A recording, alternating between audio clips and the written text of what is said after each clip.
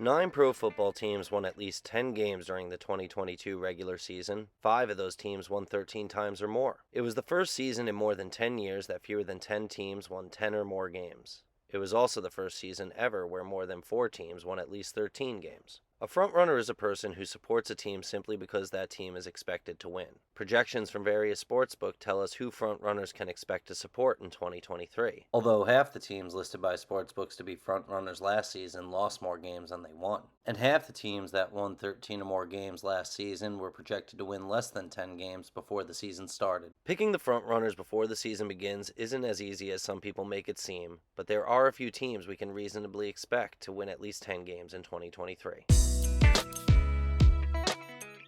10 consecutive winning seasons is one reason why Kansas City is a perennial frontrunner. They're also the defending champions, their quarterback is the reigning MVP, plus last season their offense scored more points and gained more yards than every other team in football. In episode 1 we looked at teams with an advantage coming off the bye week, and we picked Kansas City to lose week 14 when they host Buffalo, since Buffalo will be coming off their bye week while Kansas City will be coming off 2 tough games on the road. Patrick Mahomes has gone 27-3 against the AFC West since his first start in 2017, and there's no reason to believe any of that will change in 2023. Kansas City opens the month of October with difficult road games against playoff hopeful teams, and I expect them to start that stretch with a perfect 3-0 record. And since most good teams know how to finish the season playing their best football, I like Kansas City to beat New England in the Monday night game week 15, plus I'm taking Kansas City over Cincinnati in the AFC Championship rematch happening on New Year's Eve.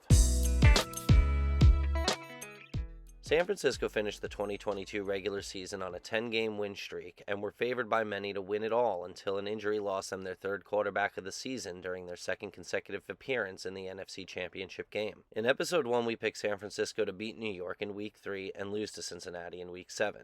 In episode 3 we'll explain why Arizona and Tampa Bay should struggle in 2023. Until then, let's mark the 3 games San Francisco plays against Arizona and Tampa Bay as victories for San Francisco. Los Angeles has produced winning seasons 5 times in 6 years under head coach Sean McVay, yet San Francisco has beat Los Angeles twice a season every season since 2019. Los Angeles is coming off their worst year since their first year back in Los Angeles, and there's no reason to think they will overcome San Francisco either time they play this season. San Francisco is scheduled to play 5 games in the Eastern Time Zone in 2023. 4 of those games are scheduled to start at 10 in the morning Pacific Time. San Francisco should be good at adjusting by the second half of the season, so let's give them the W coming off their bye week 10 at Jacksonville, plus week 17 at Washington, even though it has all the feels of a potential trap game. I don't see San Francisco going 0-2 when they play on Monday Night Football this season, which leads me to give them an edge for their week 7 matchup at Minnesota. I also don't see San Francisco going 0-2 against Seattle in the second half of the season. A win at Seattle on Thanksgiving seems more likely, since it would put San Francisco on a 3-game win streak as they get ready for an NFC Championship rematch against Philadelphia week 13.